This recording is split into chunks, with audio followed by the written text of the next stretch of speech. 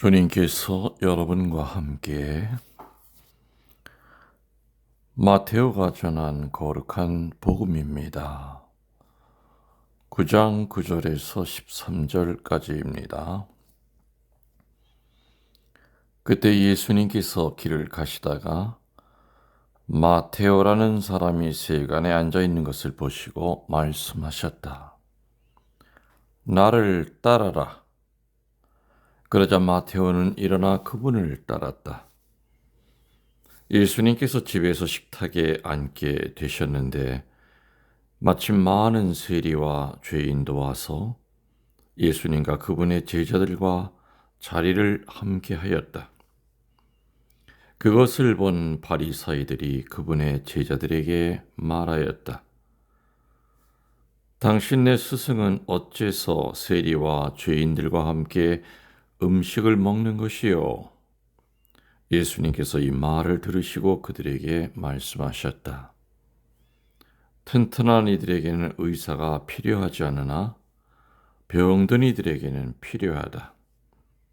너희는 가서 내가 바라는 것은 희생 제물이 아니라 자비다 하신 말씀이 무슨 뜻인지 배워라. 사실 나는 의인이 아니라 죄인을 부르러 왔다. 주님의 말씀입니다. 전미수님, 주님의 이름으로 평화를 빕니다.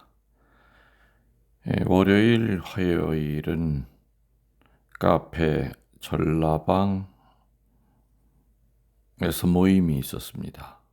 그래서 월요일 날 전라남도 영광까지 갔죠. 제가 차를 몰고. 그래서 월요일 저녁에 전라방 팀들, 또 대구에서 온 팀들, 또 운영자들과 같이 이제 저녁을 보내고 화요일 날 또 4시간 이상을 차를 몰고 돌아왔습니다. 오래간만에 긴 운전을 하고 왔죠. 곰곰이 생각해 보니까 내가 언제부터 운전을 잘 안 하려고 했는가 봤더니 눈이 좀 문제가 생기고 난 다음부터는 아무래도 운전이 제일 힘들었습니다. 자꾸 이렇게 퍼져 보이고 그래서 월요일 날도 누가 운전해 주시는 분이 있었으면은 그분에게 맡겼을 터인데 운전해 주시는 분이 없다 보니까 혼자서 오랜만에 전라남도 영광까지 다녀왔습니다. 짧은 거리는 아니었지만 그래도 내비가 알려주는 대로 또 눈은 많이 피곤하고 안 좋았지만은 그래도 무사히 천천히 다녀왔습니다.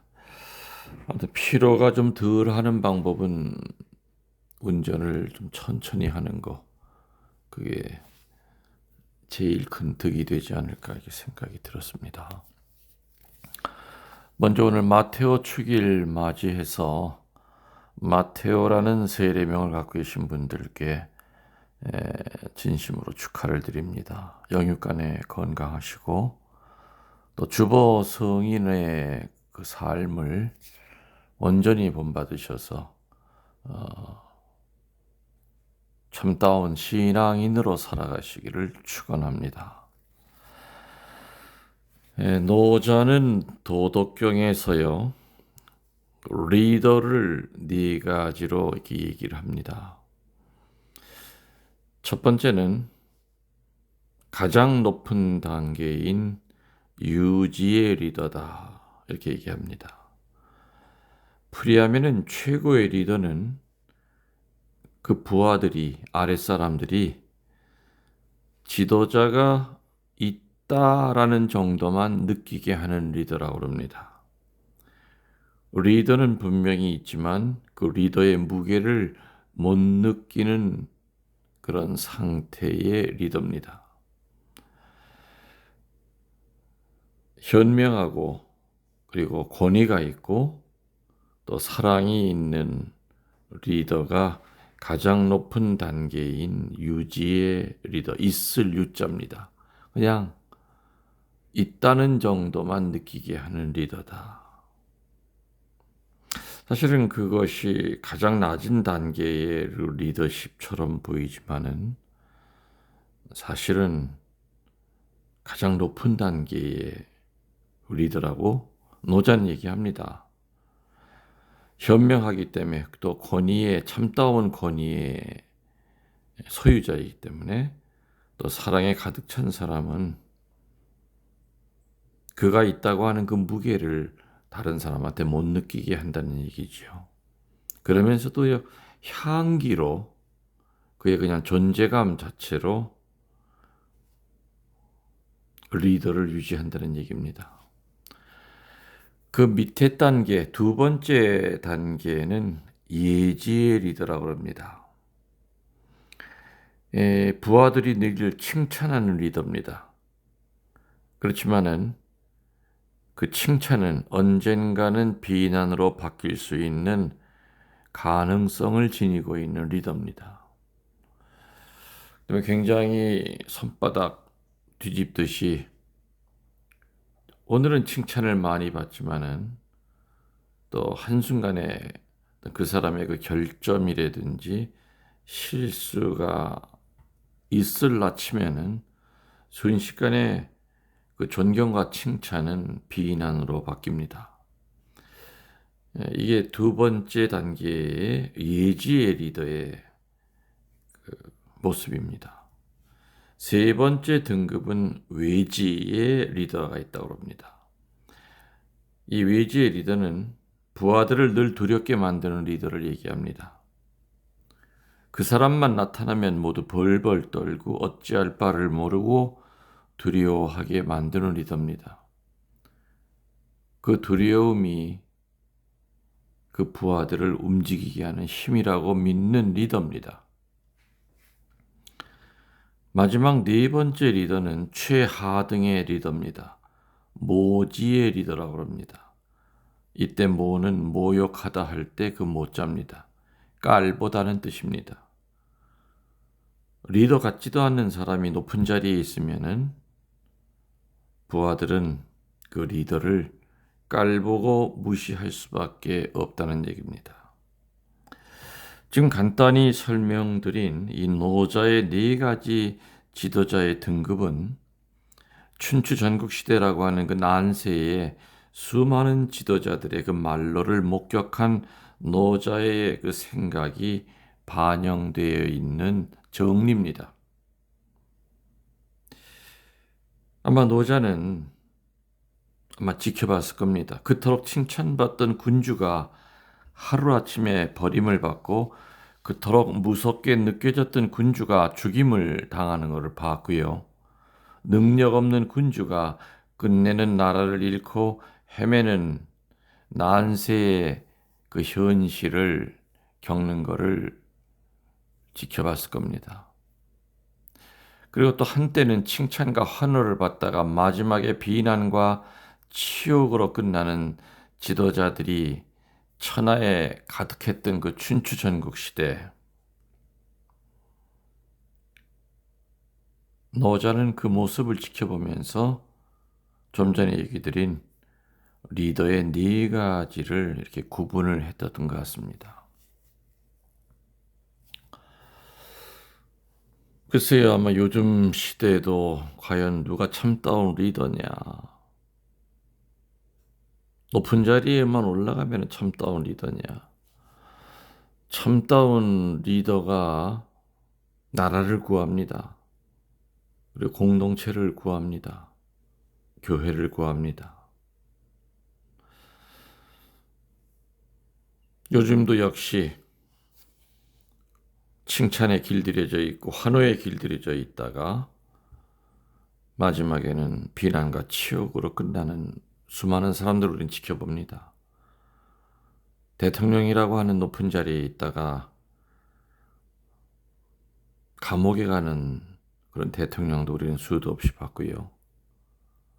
또 자살이라고 하는 극한 선택을 했던 한때는 나라의 대통령이었던 사람의 말로도 우리는 또 지켜봤습니다. 칭찬받고 산다는 것이 얼마나 덧없는 일인지 느끼게 하는 것이 요즘 세태가 아닌가 생각이 됩니다. 예수님 시대의 공식적인 리더는 여러분이 알고 계시듯이 예수님이 아니었습니다. 예수님 시대의 공식적인 리더, 또 본인들이 최상의 리더라고 스스로 자부했던 사람들은 예수 그리스도가 아니라 율법주의자들이었습니다. 그리고 바리사이들이었습니다. 이들이 바로 공식적인 리더였습니다.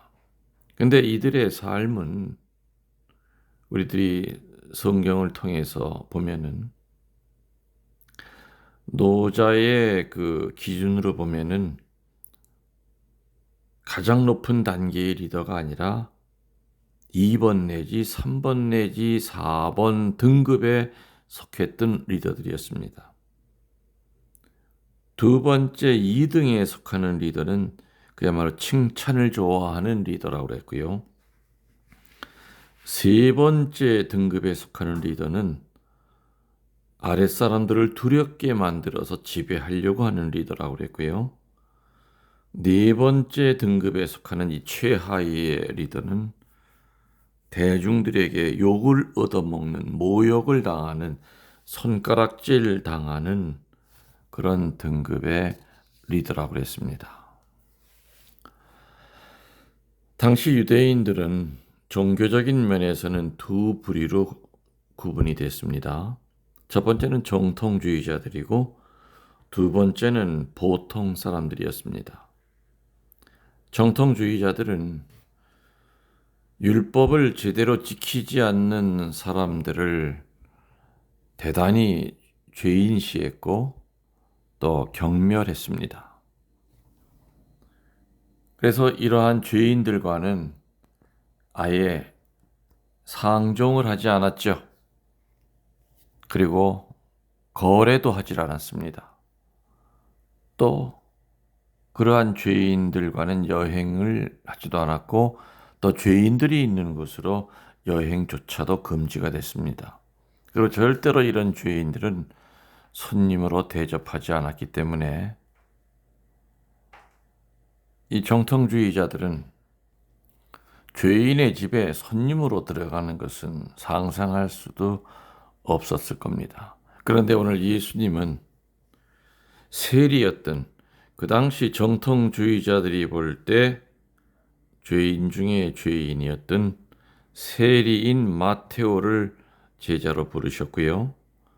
마테오의 집에 들어가서 죄인들과 함께 음식을 잡수셨던 겁니다. 유대 시대에 이스라엘 시대에 리더들은 절대 할 수 없었던 일을 하신 겁니다. 그걸 보고 정통주의자인 바리사이들이 예수님을 비난합니다. 이 비난에 대하여 예수님은 신금을 울리는 말씀을 하셨죠. 뭡니까? 성한 사람에게는 의사가 필요치 않으나 병자에게는 필요하다. 나는 선한 사람을, 죄인을 부르러 왔다. 이 말은 의사가 환자에게 가야 하는 것처럼 예수님 당신은 하느님을 필요로 하는 죄인들, 자신이 죄인임을 알고 인정하는 사람들에게 왔다는 얘기입니다. 바꿔 말하면 예수님은 당신의 도움을 필요로 하지 않을 만큼 스스로 경건하고 선하고 의인으로 자처하는 이들과 함께하기 위해서 온 것이 아니라 죄의식 속에서 구원자를 필요로 하는 사람들을 부르러 왔다는 말씀입니다. 교우 여러분들,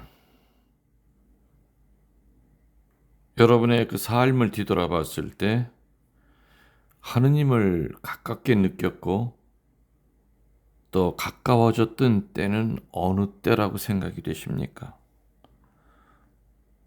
의로운 일을 행하셨을 때, 아니면 선행을 베풀었을 때, 아니면 십계명을 찰지게 지켰을 때입니까? 아닙니다. 제 경우에는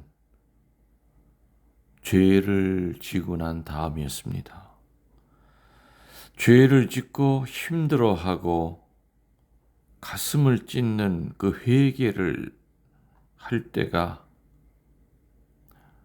능동적인 삶을 살 때보다 훨씬 더 하느님을 체험하고 하느님을 가깝게 느꼈었던 때라고 제 기억 속에는 남아 있습니다. 바리사이와 대제관들은 죄인들을 어떻게 대했습니까? 죄 속에서 힘들어하는 그들을 도우려 하기보다는 그들과 자신들을 비교함으로써 자신들의 그 존엄성을 돋보이려 하는데 관심이 집중되어 있었던 겁니다. 즉, 전염병 환자로부터 전염이 될까봐 왕진을 거부하는 의사와 같이 살았던 겁니다. 죄인 속으로 들어가서 힘들어하고 죄의식 때문에 죽을 것 같은 그들의 손을 잡고 일어서려고 하는 그러한 지도자가 아니라 가까이 가면은 전염이 되고 그 더러운 것이 내 몸에 옮을까봐 아예 가까이 하지 않던 그런 지도자들이었습니다. 여러분들은 예수님의 강생의 그 의미를 어떻게 이해하고 계시고 또 그 예수님의 그 강생에 대해서 다른 사람들에게 어떻게 설명하십니까? 만일에 말이죠, 하느님의 아들 예수님께서 성자께서 삼위일체 하느님께서 가만히 천국에 계시면서 나 있는 데까지 올라와라 했다면은 올라올 사람이 몇이나 됐겠습니까? 그래서 예수님은 땅으로 내려오신 겁니다. 그래서 진흙탕 속에 빠져 허우적거리고 있는 그 진흙탕 밖에서 막대기를 던지면서 아니면 줄을 던지면서 이 줄 잡고 나와라가 아니라 훨씬 더 적극적으로 당신이 진흙탕 속에 같이 빠지십니다. 그리고 그 진흙탕에서 허우적거리는 그 사람의 팔을 붙들고 같이 그 진흙탕 속을 빠져나오십니다. 이것이 바로 강생의 신비입니다. 눈높이 사랑입니다. 같이 죄인이 되시는 겁니다. 그리고 죄인의 그 입장에서 나는 하얗고 너는 까맣다가 아니라 나도 너처럼 까매질 수 있다고 하는 그 동질성의 의식을 심어줌으로써 그들이 그 죄로부터 박차고 나올 수 있는 힘을 주셨던 그 모습이 바로 강생의 신비입니다. 그러나 당시의 리더들은 지극히 자기 중심적인 신앙이었기 때문에 다른 사람의 구원에 대해서는 전혀 아랑곳하지 않았고요. 죄인이라 부르는 다른 이들과도 어떠한 일도 하지 않으려 했던 겁니다. 왜? 본인들은 너무나 깨끗하다고 생각했기 때문이죠. 현대에서도 살고 있는 이곳은 신약이요. 성령의 시대에 살고 있지만 사고방식은 여전히 구약적인 마인드를 가지고 있는 사람들의 대표적인 특징이 뭐냐? 나는 죄인 쪽에 속해 있지 않고 여전히 의인 쪽에 속해 있다고 생각합니다. 그렇기 때문에 누구를 비판할 수 있는 나는 자격이 있고 권리가 있다고 생각합니다. 그리고 늘 자기 자신의 잘못, 자기 눈에 있는 들보는 깨닫지 못하고 늘 다른 사람을 비판합니다.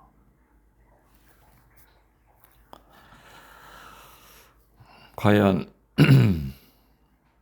여러분 각자의 자세는 어느 쪽에 속해 계십니까? 이 강론을 듣는 여러분들이 회개할 것이 하나도 없는 의인 쪽에 속해 있다고 하신다면은 그냥 바로 지금 이 자리에서 유튜브 끄십시오. 그리고 앞으로도 김웅렬 신부의 어떠한 강의도 들으실 필요가 없으신 분입니다. 의인이 무슨 강론이 필요하겠습니까? 강론을 하는 이 김웅렬 신부도 죄인이요. 강론을 듣는 모든 분들도 죄인입니다. 죄인의 무리에 속해 있지 않다고 하시는 분들은 너무나 거룩하신 분들이기 때문에 이 강론 들으실 필요도 없고요. 미사에 뭐하러 나오십니까? 미사는 죄인들이 하는 건데.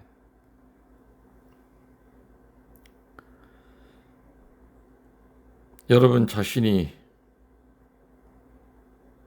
의인 쪽에 속해 있다고 생각하면서 누구와 어울리는 것을 늘 편을 가르고 살으셨다면, 또 여러분들이 죄인이라고 단죄했던 수많은 사람들이 있었다면 여러분들의 죄는 늘 언제나 감싸는 스스로 자기 자신에게 변론만 하는 변호사 역할만 하고 살으셨다면 우리들은 반성해야 됩니다. 예수님은 세리라고 불렀던 마테오를 사도단에 넣으셨습니다. 그리고 죄인들이 모여있는 집에 들어가서 죄인들과 같이 식사를 했습니다. 당시 리더들은 절대 그래서는 안 되는 행동을 하신 겁니다. 그렇지만 우리는 예수님의 그 태도가 분명히 올바른 태도라는 걸 압니다. 이렇게 이론적으로는 알지만 예수님이 살아가셨던 그 죄인 쪽에 서시는 그 행동은 하려 하지를 않습니다. 늘 깨끗한 사람들과만 어울리려고 애를 썼고요. 다른 사람에 있는 티에 대해서는 아주 예민하게 반응했지만 내 눈에 있는 들보는 보려고도 하지 않았습니다. 의인이라고 착각하는 죄인이 있고요. 죄인이라고 회개하는 의인이 있습니다. 여러분들은 어느 쪽이십니까? 오늘 한번 곰곰이 정직하게 생각해 보면서 내 눈에 있는 들보를 빼내려고 애쓰는 하루가 되도록 하시기 바랍니다. 여러분들 하늘의 별만큼 여러분들을 사랑합니다. 강복드리겠습니다. 주님께서 여러분과 함께 전능하신 천주 성부와 성자와 성령께서는 이 말씀을 듣는 모든 이들에게 축복을 내려주시고 치유의 은혜와 구마의 은혜와 무엇보다도 죄인임을 자각하는 겸손의 은혜를 허락하소서. 우리 주 그리스도를 통하여 비나이다. 아멘.